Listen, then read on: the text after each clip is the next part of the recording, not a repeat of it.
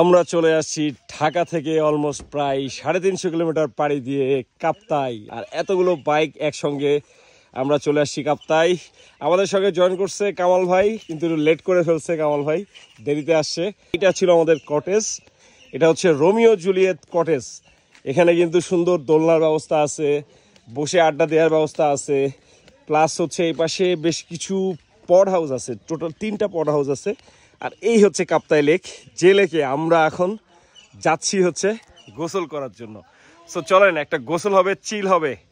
আর এইটা হচ্ছে আমাদের রোমিও জুলিয়েট কটেজের ফ্রন্ট সাইড। এখান থেকে কাপ্তাই লেকের অসাধারণ একটা দৃশ্য দেখা যায়। কি অবস্থা ভাই, কেমন আছেন?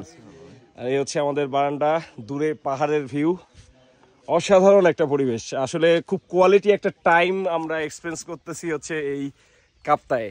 তো চলেন যাই, গোসলটা শেষ করি, এরপরে সকালে ব্রেকফাস্ট করব। কাপ্তাই থেকে বের হয়ে আমরা চলে যাব হচ্ছে রাজস্থলী জেট পয়েন্ট বা জিগজাক রোড ফারুয়া, এরপরে টঙ্কাবতী রোড হয়ে আমরা যাব হলো বান্দরবন। So let's go. অনেক মজা হচ্ছে, চিল হচ্ছে। এই যে এই ভাই দেখেন শুধু ঘুমাচ্ছে, ট্যুরে এসে খালি ঘুমাই। এই ট্যুরে এসে খালি ঘুমাইলে হবে ভাই? হ্যাঁ,